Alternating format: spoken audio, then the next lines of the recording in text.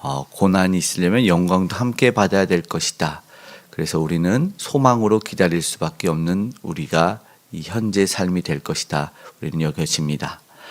No pain, no gain, no cross, no crown, 이런 이야기가 있습니다. 아시안 게임도 얼마 전에 끝이 났지만 우리 선수들이 금메달의 영광만 바라보고 메달만 이렇게 막 갖고 싶다고, 또 아니면 우리 특별히 아이들이 막 연예인들의 그 인기들만 바라보고 있으면 사실 그들이 어떤 큰 고난을 이겨내고 역경과 훈련을 견뎌내고 그 자리에 올랐는지에 대해서 잘 이해를 못할 수도 있습니다. 그러나 우리가 알지만 큰 어려움을 견뎌낸 열매로 값지게 영광을 누리게 되는 것이기 때문에 뗄래야 뗄 수 없는 것입니다. 비단 운동이나 연애 활동도 그렇지만 우리의 신앙의 삶도 오늘 말씀은 그것을 권면합니다. 읽은 18절에 현재의 고난은 장차 우리에게 나타날 영광과 비교할 수 없도다. 마치 고난이 영광과 맞물려 있듯이 이야기를 할 수 있는 것입니다. 영광만을 취할 수 없는 것을 이야기하고, 그리고 고난도 함께 받아야 될 것이라 이미 17절에서 이야기된 것이 이어지고 있는 것을 보게 됩니다. 장차 다가올 놀라운 영광을 바라보며 오늘 우리는 어떠한 고난일지 모르고 어떤 형태의 어려움일지 모르지만 반드시 견뎌낼 수 있기를 바랍니다. 그 영광, 하나님이 우리에게 주시고자 했던, 그리고 사도 바울이 지금 로마 교인에게 말하고 있는 바, 물론 실제적인 그들이 어떠한 고난에 겪어서 그것을 견뎌라 이렇게 구체적으로 언급하는 것도 아니지만 피조물로서 그리스도 예수 그리스도를 믿는 믿음의 사람으로서 이것이 필연적인 것처럼, 그리고 그리스도의 영광을 누리기 위해서 마치 당연히 되는 진리를 선포하고 있습니다. 로마서는 실제적으로 이 생활적인 겉면은 12장부터가 시작이 되거든요. 식생활이라든가 아니면 어떤 관계적인 그런 내용들은 12장부터고 11장까지는 교리적인 측면이라고도 볼 수 있는데, 그러니까 오늘 본문도 사실은 어떤 실제적인 겉면이기보다 교리적인 겉면인데, 이 교리적인 신학적인 겉면을 영광에 있어서 고난이라는 삶의 문제 속에서 이야기를 해주고, 그리고 예를 들고 있습니다. 피조물로서 이어지는 이 이후의 이야기 19절부터 20절 보면 피조물에 대한 이야기를 합니다. 마치 하나님이 인간과 세상의 모든 것을 창조했는데 그 창조의 모든 세계는 조물주께서 허락하신 그 영광을 위해서 마치 고난이 필연적으로 있는 것처럼, 그것이 하나님의 뜻인 것처럼 이야기를 하고 있습니다. 그렇게 이야기하는데 바라는 것은 그 가운데 썩어짐의 종노릇하지 않고 하나님의 영광의 자유에 이르게 할 거다. 21절에 그렇게 이야기하고 있는 것을 이야기합니다. 그렇기 때문에 훗날에는 반드시 하나님이 그 피조의 모든 세계를 회복시켜 주실 것을 이야기하는 것이죠. 20절의 말씀인데요, 함께 하나님의 뜻이다라고 말하는 것이죠. 읽어보겠습니다. 시작. 피조물이 허무한 데 굴복하는 것은 자기 뜻이 아니요 오직 굴복하게 하시는 이로 말미암음이니라. 아멘. 이제 피조 세계는 하나님이 허락하신 그 은혜를 받아 누릴 수밖에 없는데, 이제 그것을 우리는 복음이라고 합니다.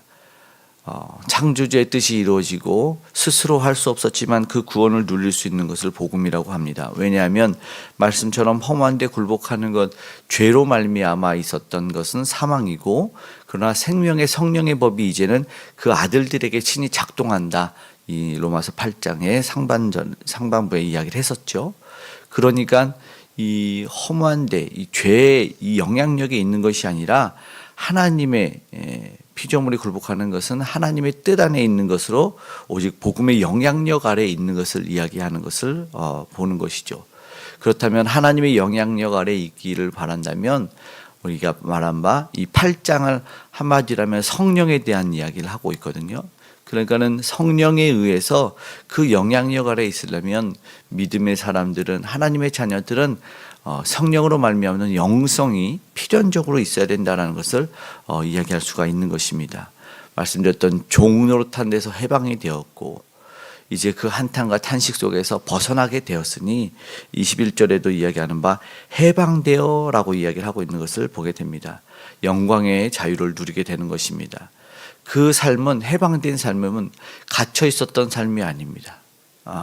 죄에게 종노릇하던 그 삶이 아니라는 것이죠. 하나님이 허락하신, 그래서 위의 것을 바라보는 위로와 소망의 삶을 살 수 있기를 바라는 것입니다. 이제 피조물 가운데 있었던 이 땅에서의 삶은 고난이 반드시 벗어나지게 될 것이고, 또 그것이 하나님이 세우신 특별히 교회에는 그 역할들이 보여지고 그 누림이 드러나게 될 것입니다. 그래서 교회는 그것들을 영향력을 행사해야 되는 거죠. 하나님이 허락하시는 그것. 그래서 믿음의 자녀들은 그래서 기도하는 것이죠. 하나님의 영광을 누리기 위해서 이 땅에서 충분하게 하나님이 도와주심을, 하나님이 허락하신 그 은혜를 누릴 수 있어야 된다는 것을 보게 됩니다. 창조주, 조물주, 그는 우리에게 무엇을 주셨냐면 속량을 주셨다는 것이죠. 그러니까 거기에 만약에 속해여 있고 종속되어 있을지라도 값주고 산 이야기를 하는 거예요. 말씀드렸던 신분의 변화가 일어나는 이야기를 한 번 더 23절에도 그 속량을 기다린다 하는데요. 23절 함께 읽어볼게요. 그뿐 아니라 또한 우리 곧 성령의 처음 익은 열매를 받은 우리까지도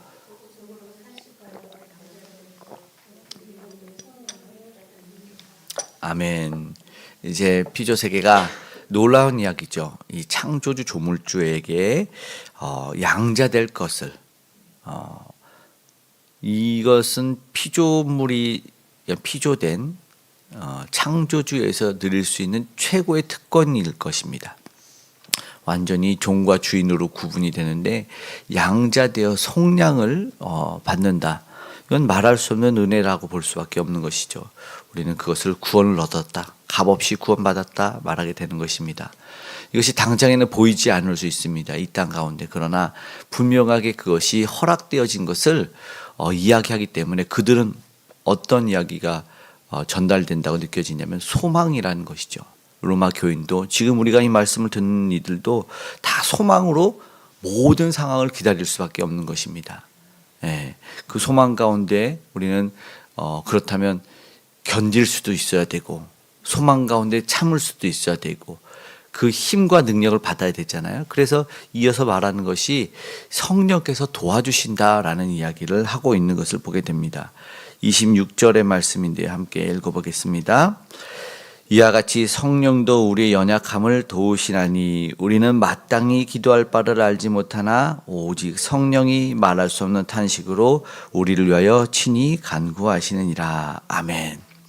앞에 25절에서는 참음으로 기다릴진다 라고 말하면서 영광 가운데의 고난을, 고난 속에서 영광을 바라는 소망으로 기다릴지니라, 우리가 이렇게 받아들이게 되는데, 여기서 그냥 무조건 참호가 아니라 정말 은혜의 하나님께서 사도 바울이 자신의 이제 이 삶과 이 선교적인 모든 인생들을 되돌아 비추어 봤을 때 이제 그들에게 충분한 권면이 바로 이것이었어요.